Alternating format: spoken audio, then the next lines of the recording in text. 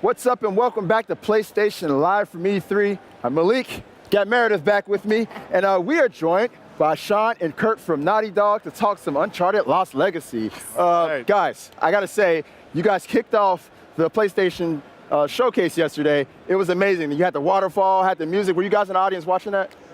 Yeah, it was awesome. We were there. Incredible. I was worried that people wouldn't think that the waterfall was real because it was cool. We saw it in rehearsal. It was like the symbols and everything in there. Yeah, right. And then it was followed by an epic Uncharted Lost Legacy trailer. And we got to see a lot more of the dynamic between Chloe and Nadine going throughout the story. So I want to talk a little about that dynamic that was between them. How was it kind of crafting this game? Same dynamic. The same dynamic you two have? I kind of imagined it. I can kind of see it, you know? It's there. But how was that, you know, kind of building this dynamic between these two characters? Well, we started with the dynamic, right? When we found Chloe Fraser as the character that we wanted to pursue, we thought about, you know, who to pair her up with. Yeah. The one that created the most conflict and therefore growth would have been Nadine Ross, right? This ex-paramilitary leader of Shoreline. Yeah. I mean, and the personalities couldn't be further apart. You have the enigmatic Chloe Fraser, hustler, wheeling, dealing, always backing out when it gets too tough. And then the pragmatic, militant leader, Nadine Ross. It was perfect. Yeah, I mean, when I first read that, I was like, oh, wait a minute. Chloe is like impulsive, and Nadine is so like calm and collected. I was like, and we're going to talk about teamwork, and they're going to solve this adventure together? Are we sure that's going to work out? Yeah, that's it. That's exactly the question. Yeah. Right. So another thing we saw in that trailer is you guys revealed who the villain is in the game. And it's somebody that a lot of people might not have known about. I think diehard Uncharted fans might know who this is. Could you explain who that is, though? The villain? The villain. Well, the villain's Assav. Assav is this insurgent leader who's basically, you know, creating turmoil in India right now. And he also has entitlement to these lands, at least he thinks he does. There's two factions of the old empire, the old kings and the new king, which was a more progressive king. And Usman, who plays the character Assav, he's an amazing actor, did a really good job of bringing Assav to life, which is he believes in the old king. He believes in the purification of this establishment and wanting to gain back these lands for himself. Right. These zealots, man, I swear, they just want everything to be their way. Right. All right, so, and that eventually forces Chloe and Nadine to join forces, if I'm not mistaken, right? Yeah, well, they're after the Tusk of Ganesh, which is you know, we always base our Uncharted on some seed of history. So the Hoysala Empire, which is a real thing, and we Unchartedify the ruins and bring a little, some of there's like such a rich cultural history in India, and we blow it up to 11 these giant statues of Ganesh that you see in the trailer, and so the setting just is everything Uncharted is there, and we have the Jeep is back. Chloe's the best driver in the business, so she's there, and we're pushing on exploration a little more in this game, kind of evolving it from the past games and just providing more player choice throughout. And nice. Yeah. Other than the statues of Ganesh, are you guys going to get into any Hindu mythology, given like the vastness of that situation? Well, these are archaeological sites. I have to say this, right? Because that's true.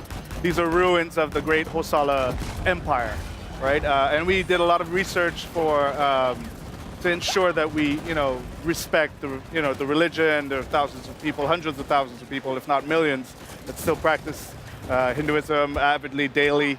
So we wanted to approach this thing with respect, reverence, but at the same time in context of a game. So a lot of these archaeological sites are based on the Hoysala people and their empire. And the story of the Tusk of the Ganesh and how he lost his tusk, which they talk about in the trailer, that kind of thread, that is like from a real text in Hinduism. So there's like, we've taken it and made it as the base of our story. Yeah. Right. I really like how you guys always dig into the intricate history of these settings and of these cultures before you implement them into the games. It's always astounding to me. So I want to talk a little bit about the fact that this is the first Uncharted expansion, standalone expansion in history. You guys have never really done anything like this. What led you to this point right here? Well, we explored many storylines. After we finished the Nathan Drake story, Right. we were done with Nathan Drake. We were done. We were done. Oh. We wrapped it up. Killed my heart. boyfriend. Broke her It's heart, all right. man. My boyfriend's gone. It's fine. No, I'm very excited for this one. Yeah, well, we explored many different, because we have such a vast cast to pull from. We went down a few different storylines. We went through the Sullivan storyline. Even Cutter came back up. Yeah. And we were messing We were around. talking about that. We want to talk more about Cutter before this show. We're going to.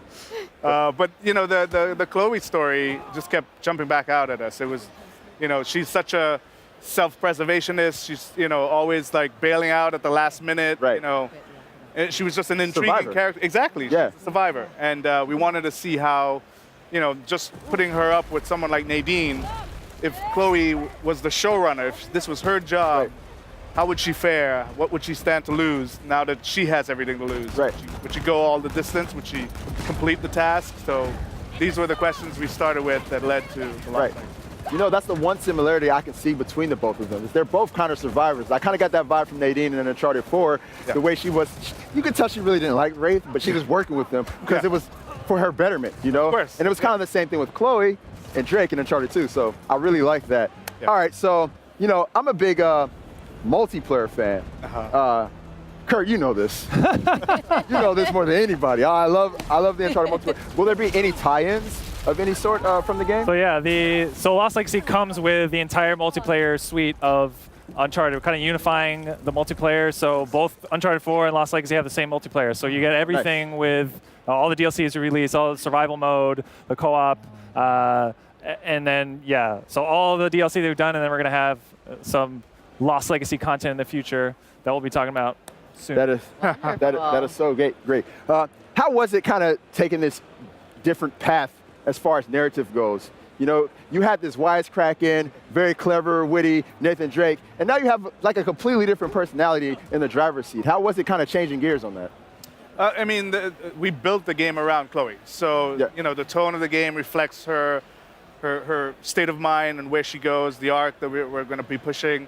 It's a little grounded, a little more grounded, maybe even darker at times, but it's still fun, still has that sense of wonder and Chloe adventure. in the end is a fun character. Yes. Right. That's why we like her. Yes. So she fits the Uncharted, you know, the main character being a fun character is an Uncharted thing. So Right. it fits right in. Now, I got to ask, since Chloe is there, does that mean there's going to be a lot more driving in this one? Because I got to say, in Uncharted 4, I didn't do so well with those driving scenes.